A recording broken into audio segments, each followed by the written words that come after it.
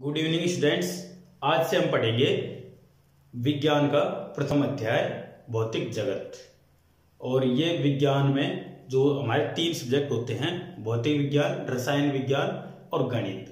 तो हम उसमें पहला जो सब्जेक्ट हमारा भौतिक विज्ञान, उसको हम दिन पर दिन एक एक लेक्चर लेंगे, डेली एक एक अध्याय पढ़ेंगे हम उसका, ठीक है। और जैसे ही अध्याय खत्म होता है हम अगला अध्याय पढ़ेंगे इसका, ठीक है। तो आज हम पढ़ेंगे पहला अध्याय भौतिक जगत। तो चलिए हम शुरू करते हैं कि भौतिकी क्या है, मतलब फिजिक्स, व्हाट इज फिजिक्स, भौतिक विज्ञान क्या है। तो इसके बारे में हम समझते हैं। देखो, मनुष्य जब से पैदा हुआ है इस पृथ्वी पर, या जन्म लेने के बाद में हमेशा से इस संसार को जानने की इच्छा रही है। इस संसार में होने वाली सभी घटनाओं को जानने की इच्छा रही है। ये घटनाएं कौन कौन सी हैं? जैसे आकाश में तारे दिखाई देते हैं, इंद्रधनुष बनता है, ज्वालामुखी और भूकंप आता है, वर्षा होती है, दिन रात कैसे होते हैं, ये सारी क्या है? प्राकृतिक घटनाएं हैं। इन घटनाओं को जो जानने की इच्छा है, यही एक तरह से भौतिकी या विज्ञान है। एक तरह से इनको जानने की जो इच्छा है और फिर इनके लिए जो प्रयास किए जाते हैं, वही विज्ञान है। तो अब ये जो भौतिकी शब्द है, इसके बारे में हम बात करें तो सबसे पहले साइंस जो अंग्रेजी का शब्द है, वो लैटिन का सिंटिया शब्द से बना है। सिंटिया मतलब भी वही है जो इंग्लिश में साइंस है, ठीक है। संस्कृत में इसको भौतिकी बोलते हैं और उर्दू या अरबी में इसको इल्म बोलते हैं, और इसका वो मतलब है ज्ञान। तो ये ज्ञान कैसे भी अर्जित किया जाए, प्रकृति के बारे में जो ज्ञान, क्रमबद्ध ज्ञान अर्जित किया जाता है, वही भौतिकी है, भौतिक विज्ञान है। और भौतिकी का इतिहास उतना ही पुराना है जितना कि मानव का इतिहास पुराना है। जैसे विश्व की कुछ प्राचीन सभ्यताएं, भारत, मिस्र, यूनान, मेसोपोटामिया, सिंधु सभ्यता, ये काफी पुरानी सभ्यताएं हैं। तो इन सभ्यताओं की खोज में हमें पता लगा कि ये भौतिक विज्ञान वहां भी विकसित थी। तो वहां पे भी ज्ञान के बारे में, ज्ञान एक तरह से जानने की इच्छा थी लोगों में, प्रकृति को। तो उसी प्रकार से ये क्रम अभी भी चलता हुआ आ रहा है। मनुष्य के लिए भौतिकी क्यों आवश्यक है?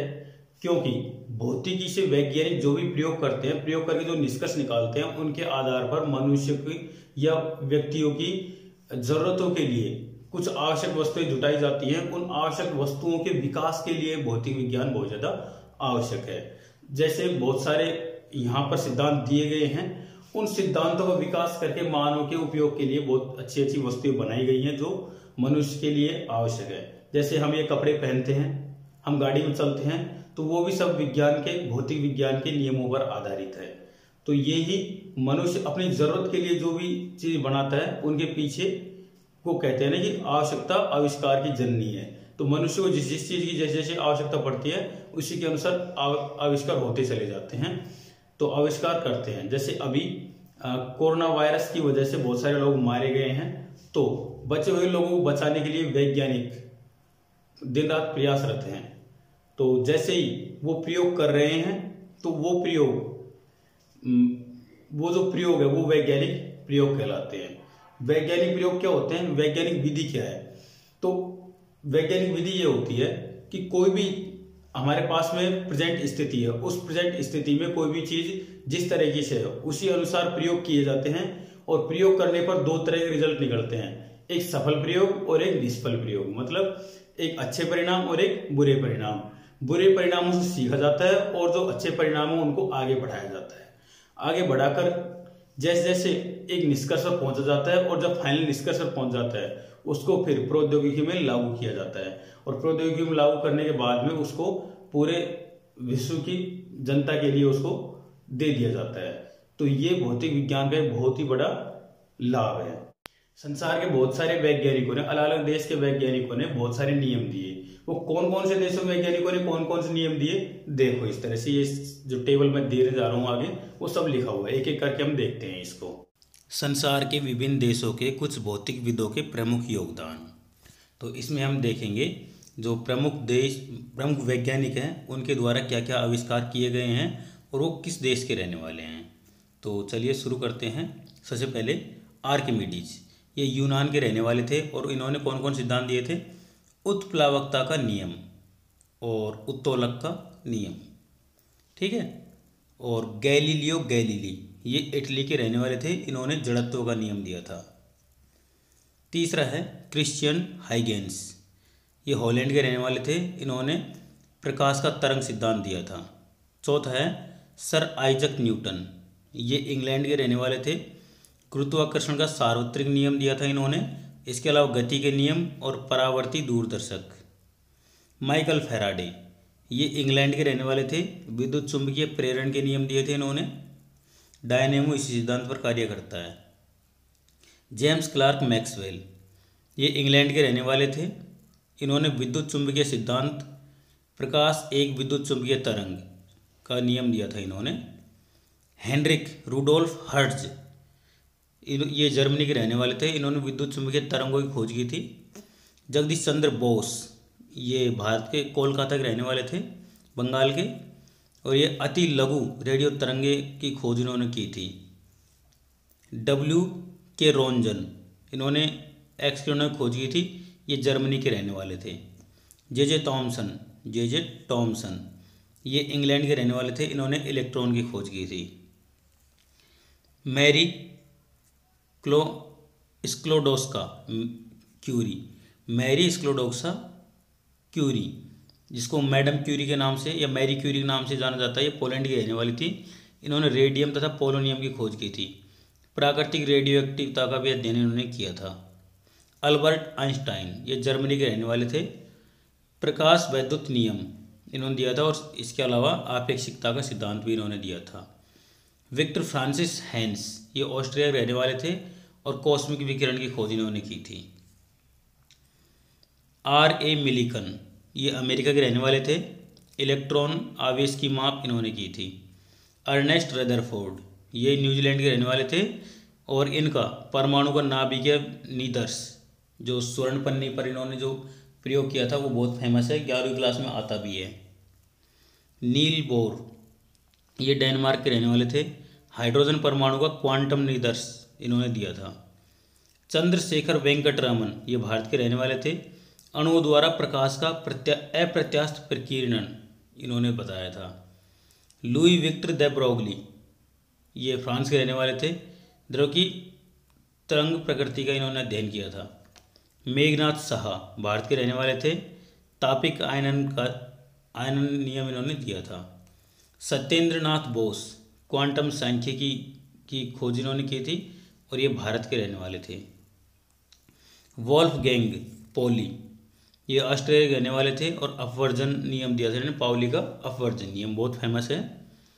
और एनरिको फर्मी, ये इटली के रहने वाले थे, इन्होंने नियंत्रित नाभिकीय विखंडन सबसे पहले इन्होंने किया था। वर्नर हेंजनबर्ग, ये जर्मनी के रहने वाले थे, इन्होंने क्वांटम यांत्रिकी, क्वांटम मैकेनिक्स और अनिश्चितता सिद्धांत दिया था इन्होंने। हाइजेनबर्ग का अनिश्चितता सिद्धांत बहुत ज़्यादा फेमस है। पॉल डिरेक, आपेक्षीय इलेक्ट्रॉन सिद्धांत, क्वांटम सांख्यिकी, ये इंग्लैंड के रहने वाले थे। और एडविन ह्यूबल, प्रसारी विश्व, इसका मतलब है कि विश्व है वो दिन पर दिन फैलता जा रहा है, तो ये अमेरिका के रहने वाले थे। अर्नेस्ट ऑरलैंडो लॉरेंस, इन्होंने साइक्लोट्रॉन की खोज की थी, ये अमेरिका के रहने वाले थे। साइक्लोट्रॉन इलेक्ट्रॉन को आवेशित या उनकी गति बढ़ाने वाला एक यंत्र होता है। जेम्स चैडविक, इन्होंने न्यूट्रॉन की खोज की थी, ये इंग्लैंड के रहने वाले थे। हिडेकी युकावा, नाभिकीय बलों का सिद्धांत की खोज की थी इन्होंने, ये सिद्धांत दिया था इन्होंने, जापान के रहने वाले थे। डॉक्टर होमी जहांगीर भाभा, ये भारत के रहने वाले थे, कॉस्मिक विकिरण का सोपनिक क्रम इन्होंने दिया था। लेव डेविडोविक लैंडो, ये रूस के रहने वाले थे, संगनित द्रव सिद्धांत और द्रव हीलियम की खोज इन्होंने की थी। और नेक्स्ट है एस चंद्रशेखर, ये भारत के रहने वाले थे, इन्होंने चंद्रशेखर सीमा, तारों की संरचना एवं विकास का बारे में बताया था इन्होंने। जॉन बारडीन, ये अमेरिका के रहने वाले थे, ट्रांजिस्टर अतिचालकता का सिद्धांत इन्होंने दिया था। और C.H. टाउन्स, ये अमेरिका के रहने वाले थे, इन्होंने मेसर लेसर का इन्होंने खोज की थी। और अब्दुल सलाम दुर्बल तथा विद्युत चुंबकीय अन्योन क्रियाओं का एकीकरण, ये पाकिस्तान के रहने वाले थे। अब हम देखेंगे प्रौद्योगिकी और भौतिकी के बीच संबंध। इसका मतलब है इंडस्ट्री में विज्ञान के कौन कौन से नियम काम में आ रहे हैं, कौन कौन से सिद्धांत काम में आ रहे हैं, तो उनका हम संबंध देखेंगे। तो सबसे पहले भाप का इंजन, इसमें कौन सा नियम काम में आता है? ऊष्मागतिकी के नियम। दूसरा नाभिकीय रिएक्टर, इसमें नियंत्रित नाभिकीय विखंडन काम में आता है। रेडियो तथा टेलीविज़न, इसमें विद्युत चुम्बकीय तरंगों का उत्पादन, संचरण और संसूचन मतलब ग्रहण, तो ये तीनों काम में आते हैं रेडियो और टेलीविज़न में। कंप्यूटर में अंकीय तर्क, अति उच्च चुंबकीय तरंगों का उत्पादन, इसमें अति चालकता काम में आती है। लेसर मतलब लेजर लाइट, विकिरणों के उद्दीप्त उत्सर्जन द्वारा प्रकाश प्रवर्धित या मतलब समष्टि प्रतिलोमन। रॉकेट नोदन, इसमें न्यूटन की गति के नियम काम में आते हैं। विद्युत जनित्र, फैराडे के विद्युत चुम्बकीय प्रेरण के सिद्धांत। जल विद्युत शक्ति, गुरुत्वीय स्थिति ऊर्जा का विद्युत ऊर्जा में रूपांतरण। वायुयान, इसमें तरल गतिकी में बर्नौली का सिद्धांत मतलब फ्लूइड मैकेनिक्स में बर्नौली का सिद्धांत। और कण त्वरित्र, विद्युत चुम्बकीय क्षेत्रों में आवेशित कणों की गति। सोनार में काम में आता है पराश्रवित तरंगों का परावर्तन।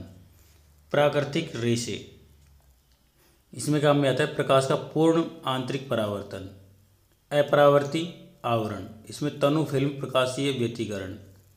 इलेक्ट्रॉन सूक्ष्मदर्शी, इलेक्ट्रॉन की तरंग प्रकृति। प्रकाश विद्युत सेल, इसमें प्रकाश विद्युत प्रभाव काम में आता है। संलयन परीक्षण रिएक्टर टोकामैक, टोकामैक में काम में आता है प्लाज्मा का चुंबकीय प्रतिरोध। विद्युत meter, web radio telescope, GMRT में काम में आता है कॉस्मिक रेडियो किरणों का संसूचन। बोस आइंस्टाइन दाब में काम में आता है लेजर पुंजों तथा चुंबकीय क्षेत्रों द्वारा परमाणु का प्रग्रहण तथा शीतलन। विश्व के महानतम वैज्ञानिक अल्बर्ट आइंस्टाइन के बारे में देखते हैं। अल्बर्ट आइंस्टाइन 1879 में ये जन्मे थे और 1955 में इनकी मौत हो गई थी। तो वर्ष 1879 में उल्म जर्मनी में जन्मे अल्बर्ट आइंस्टाइन को आज तक के सार्वत्रिक रूप से महानतम माने जाने वाले भौतिक विज्ञानियों में से एक माना जाता है। उनका विस्मयकारी वैज्ञानिक जीवन उनके द्वारा वर्ष 1905 में प्रकाशित 3 क्रांतिकारी शोध पत्रों से आरंभ हुआ। उन्होंने अपने प्रथम शोध पत्र में प्रकाश क्वांटा, जिसे आप फोटोन कहते हैं, की धारणा को प्रस्तावित किया था। इस धारणा का उपयोग प्रकाश वैद्युत प्रभाव के उस लक्षण की व्याख्या करने में किया जिसे विकिरण के चिरसम्मत तरंग सिद्धांत द्वारा स्पष्ट नहीं किया जा सका था। अपने दूसरे शोध पत्र में उन्होंने ब्राउनी गति का सिद्धांत विकसित किया, जिसकी प्रायोगिक पुष्टि कुछ वर्ष पश्चात हुई। इस सिद्धांत ने द्रव्य के परमाणुविक चित्रण के विश्वसनीय प्रमाण प्रस्तुत किए। उनके तीसरे शोध पत्र ने आपेक्षिकता के विशिष्ट सिद्धांत को जन्म दिया, जिसे आइंस्टाइन को उनके ही जीवन काल में किंवदंती बना दिया। अगले दशक में उन्होंने अपने नए सिद्धांतों के परिणामों का अन्वेषण किया, जिसमें अन्य तथ्यों के साथ साथ द्रव्यमान ऊर्जा तुल्यता को एक सुप्रचलित समीकरण E=mc² द्वारा प्रस्तावित किया गया था। उन्होंने आपेक्षिकता की व्यापक व्याख्या, आपेक्षिकता का व्यापक सिद्धांत की रचना भी की, जो कि गुरुत्वाकर्षण का आधुनिक सिद्धांत है। आइंस्टाइन के बाद अत्यधिक महत्वपूर्ण योगदानों में से कुछ इस प्रकार है। उद्दीप्त उत्सर्जन की धारणा, जिसे प्लांक श्रेणी का विकिरण नियम का वैकल्पिक व्युत्पत्ति से प्रस्तुत किया गया। विश्व का स्थैतिक निदर्श, जिसने आधुनिक ब्रह्मांड विज्ञान आरंभ किया। संपूजित बोसान की गैस की क्वांटम सांख्यिकी तथा क्वांटम यांत्रिकी के मूलाधार का आलोचनात्मक विश्लेषण किया। वर्ष 2005 को भौतिकी के अंतर्राष्ट्रीय वर्ष के रूप में घोषित किया गया था। यह घोषणा आइंस्टाइन द्वारा वर्ष 1905 में भौतिकी में उनके चिरस्थायी योगदान, जिनमें उन क्रांतिकारी वैज्ञानिक संकल्पनाओं का विवरण है जो हमारे आधुनिक जीवन को प्रभावित करती रही है, के सम्मान में की गई थी। सत्येंद्रनाथ बोस 1894 में जन्मे थे और 1974 में इनकी मौत हुई थी। वर्ष 1894 में कोलकाता में जन्मे सत्येंद्रनाथ बोस उन महान भारतीय भौतिक विज्ञानियों में से एक है जिन्होंने 20वीं शताब्दी में विज्ञान की उन्नति में मौलिक योगदान दिया था। भौतिकी के आद्योपांत उत्कृष्ट विद्यार्थी रहकर बोस ने वर्ष 1916 में कोलकाता विश्वविद्यालय में प्राध्यापक के रूप में अपना सेवाकाल आरंभ किया। उनके 5 वर्ष पश्चात वे ढाका विश्वविद्यालय चले गए। यहाँ वर्ष 1924 में अपनी प्रतिभाशाली अंतर्दृष्टि से प्लांक नियम की एक नवीन व्युत्पत्ति प्रस्तुत की, जिसमें उन्होंने विकिरण को फोटोन की गैस के रूप में माना तथा फोटोन अवस्थाओं की गणना की, नवीन सांख्यिकी विधियाँ अपनाई। उन्होंने इस विषय पर एक शोध पत्र लिखकर उसे आइंस्टाइन को भेजा, जिन्होंने तुरंत उनके विशाल महत्व को पहचानते हुए उनका जर्मन भाषा में अनुवाद करके प्रकाशन के लिए अग्रसित कर दिया। फिर आइंस्टाइन ने इस विधि का अनुप्रयोग अणुओं की गैस पर किया। बोस के कार्य में नवीन संकल्पनात्मक अवयव का मूल भाव यह था कि कणों को अविभेद्य माना गया, जो कि उन कल्पनाओं से मूल रूप से भिन्न थी जिन्हें चिरसम्मत मैक्सवेल बोल्ट्जमान सांख्यिकी का आधार के रूप में माना जाता है।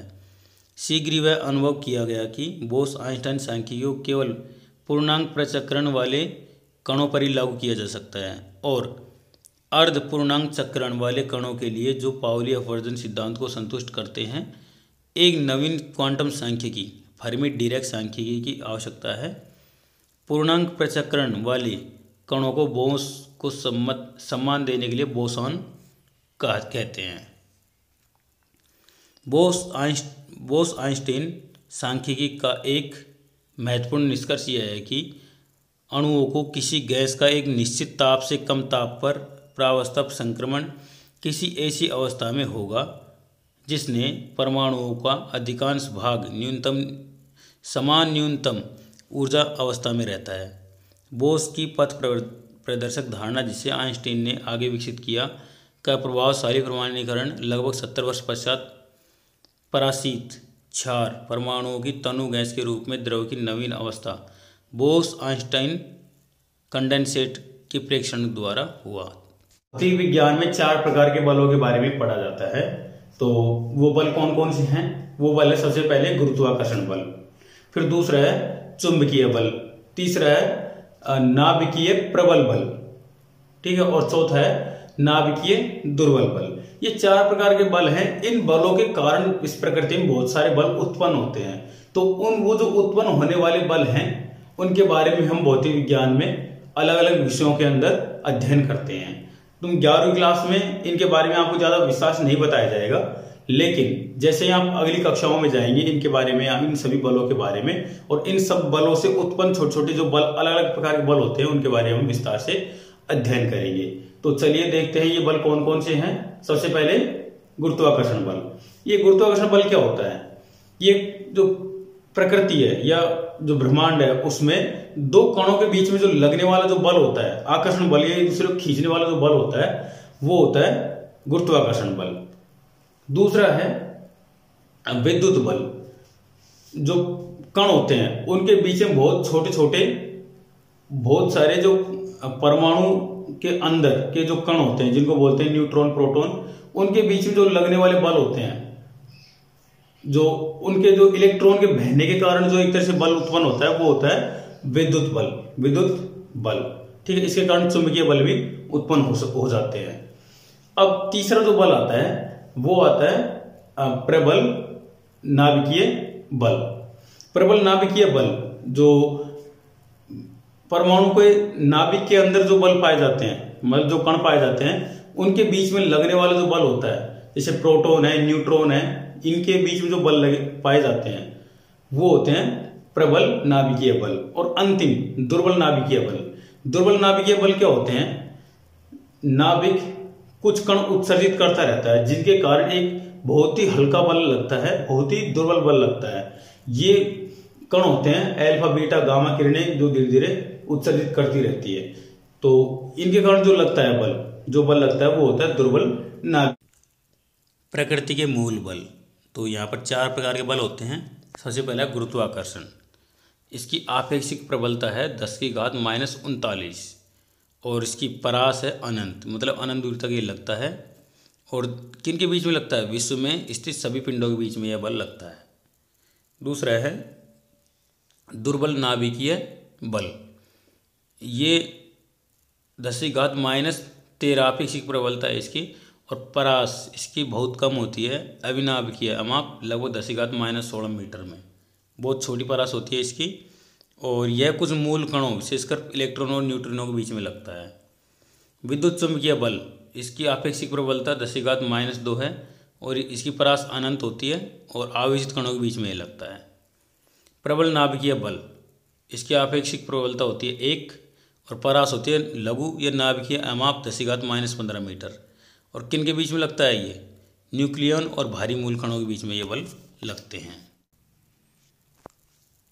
प्रकृति के विभिन्न बलों या प्रभाव के क्षेत्रों के एकीकरण में प्रगति। तो कौन कौन से वैज्ञानिकों ने कब कौन सा सिद्धांत दिया था और कौन सा नियम बनाया था वो हम पढ़ेंगे। तो सर आइजैक न्यूटन ने 1687 में दिया था। खगोलीय तथा पार्थिव यांत्रिकी को एकत्रित किया। यह दर्शाया कि दोनों प्रभाव क्षेत्रों पर समान गति के नियम तथा गुरुत्वाकर्षण नियम लागू होते हैं। हैंस क्रिश्चियन ऑर्स्टेड 1820 में यह दर्शाया कि वैद्युत तथा चुंबकीय परिघटनाएं एक एकीकृत प्रभाव क्षेत्र विद्युत चुंबक के अविविध रूप है। ठीक है, माइकल फैराडे और हैंस क्रिश्चियन ऑर्स्टेड ने यह नियम मिलकर दिया था। ठीक है, 1920 से 1930 तक। जेम्स क्लार्क मैक्सवेल, इन्होंने 1883 में दिया था। विद्युत चुंबक तथा प्रकाशिकी को एकीकृत किया। यह दर्शाया है कि प्रकाश विद्युत चुंबकीय तरंगे हैं। शेल्डन, ग्लासोव, अब्दुस सलाम और स्टीवन वीनबर्ग, इन तीनों वैज्ञानिकों ने मिलकर 1979 में यह दर्शाया कि दुर्बल नाभिकीय बल तथा विद्युत चुंबकीय बल को एकल विद्युत दुर्बल बल के रूप में विभिन्न रूपों की भांति देखा जा सकता है। और कार्लो रूबिया और साइमन वांडरमियर दोनों ने मिलकर 1984 में विद्युत दुर्बल बल के सिद्धांत के पूर्वानुमानों का प्रायोगिक रूप से सत्यापन किया। सर सीवी रामन 1888 में जन्मे थे और 1970 को इनकी डेथ हो गई थी। चंद्रशेखर वेंकट रामन का जन्म 7 नवंबर 1888 को थिरुवनंतपुरम में हुआ था। उन्होंने अपनी स्कूली शिक्षा 11 वर्ष की आयु में पूरी करके प्रेसिडेंसी कॉलेज मद्रास से स्नातक की उपाधि ग्रहण की। शिक्षा समाप्त करने के पश्चात उन्होंने भारत सरकार की वित्तीय सेवाओं में कार्यभार संभाला। कोलकाता में रहते हुए संध्या काल में उन्होंने डॉक्टर महेंद्र लाल सिरकार द्वारा स्थापित Indian association for cultivation of science में अपनी रुचि के क्षेत्र में कार्य करना आरंभ कर दिया। उनकी रुचि के क्षेत्र में कंपन, वाद्य यंत्रों की विविधता, पराश्रवित तरंगे, विवर्तन आदि सम्मिलित थे। वर्ष 1917 में उन्होंने कोलकाता विश्वविद्यालय द्वारा प्रोफेसर का पद दिया गया।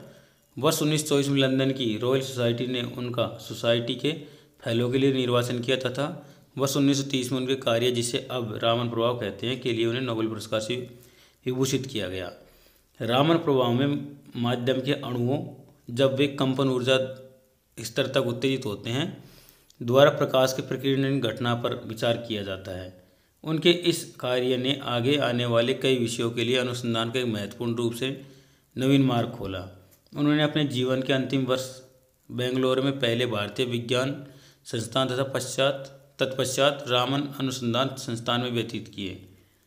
उनके कार्य ने युवा छात्रों की पीढ़ी को प्रोत्साहित किया।